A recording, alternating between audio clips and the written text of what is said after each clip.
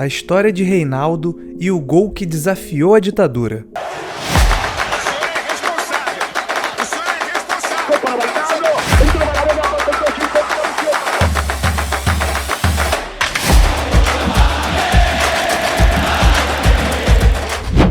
Foram apenas 2 segundos. 2 segundos que não mudaram apenas um placar, mas colocaram um jogador na mira de 2 ditaduras.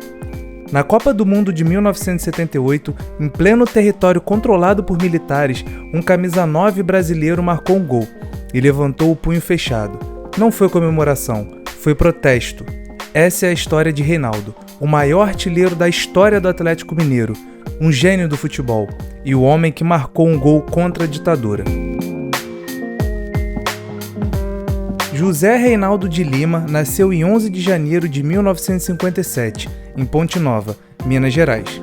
Mas sua infância foi dividida entre Minas e o Rio de Janeiro, para onde viajava com frequência acompanhado de seu pai. O futebol entrou cedo na sua vida. Um de seus irmãos, Mário, jogava profissionalmente no Botafogo e era comum levar o pequeno Reinaldo aos treinos, onde ele conviveu com nomes como Jairzinho e Paulo César Caju. Ainda adolescente, ganhou o apelido de Zé Taburé, e foi nesse período que seu destino mudou. Em 1971, aos 14 anos, foi indicado ao Atlético Mineiro. Chegou a Belo Horizonte no dia 7 de setembro. No dia seguinte, treinou contra o time profissional, que viria a ser campeão brasileiro naquele mesmo ano. O talento impressionou um dos nomes fundamentais, Barbatana, técnico da base, e Tele Santana, então treinador do time principal. Reinaldo foi contratado imediatamente.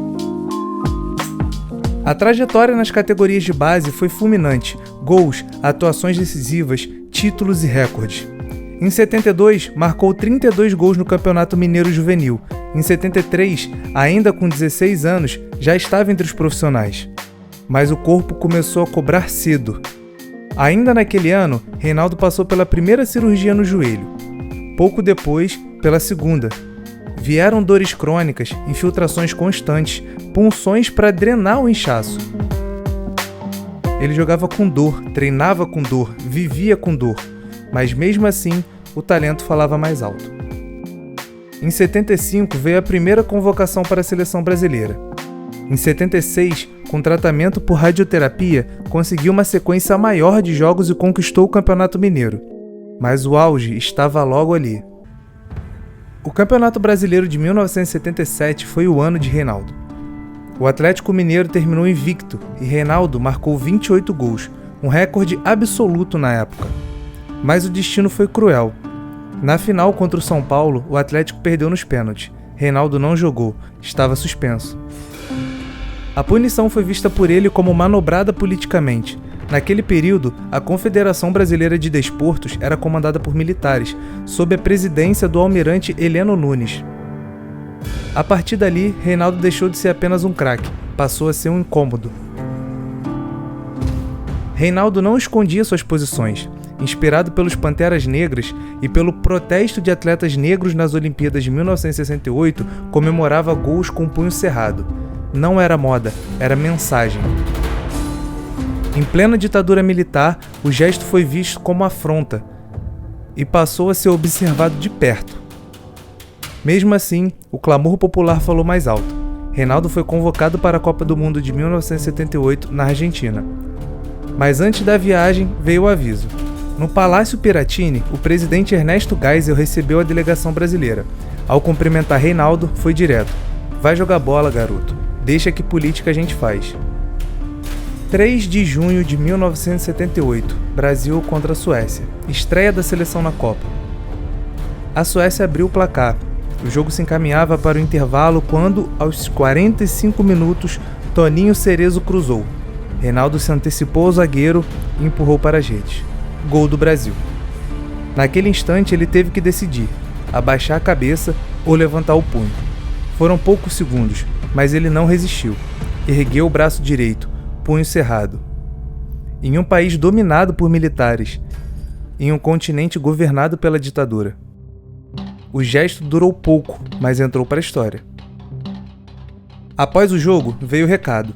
A CBD e o regime consideraram o gesto, entre aspas, revolucionário demais. Reinaldo foi orientado a não repetir a comemoração e não falar de política. Na concentração, recebeu algo ainda mais perturbador, um envelope anônimo vindo da Venezuela. Dentro, documento sobre a morte de Juscelino Kubitschek. Ali, Reinaldo percebeu que poderia estar no radar da Operação Condor, aliança entre ditaduras sul-americanas para perseguir opositores. Pouco depois, perdeu a posição de titular. Oficialmente, por problemas físicos, mas ele nunca acreditou nisso. A pressão política estava feita. O Brasil avançou até a segunda fase da Copa, mas dependia de um resultado improvável. A Argentina venceu o Peru por 6-0 em um jogo até hoje cercado por suspeitas. Videla, ditador argentino, entrou no vestiário peruano antes da partida. O Brasil ficou fora da final. Reinaldo jamais voltaria a ter protagonismo na seleção. Não disputou a Copa de 1982. Para ele, foi o preço da rebeldia. As lesões se agravaram, o joelho atrofiou, a carreira terminou cedo, aos 29 anos. Vieram problemas pessoais, dependência química, difamações. Reinaldo diz que foi alvo de uma campanha cruel, entre aspas. Falavam que eu era cachaceiro, maconheiro, gay, fui massacrado sozinho. Mesmo assim, nunca se arrependeu. Entrou para a política, virou deputado estadual, depois vereador. Hoje, trabalha na base do Atlético Mineiro. Reinaldo poderia ter deixado para lá, poderia ter sido apenas mais um grande artilheiro da história, mas escolheu lutar. Seu gol não mudou um campeonato, mas mostrou que o futebol também pode ser resistência. Porque quando a bola entra no gol, às vezes, quem perde não é o adversário, é a ditadura. Gostou dessa história? Não esquece o like, comenta aqui quais são as próximas histórias que você quer ver no Além das Quatro Linhas e não esquece de se inscrever e de apoiar a gente. Tamo junto, até a próxima.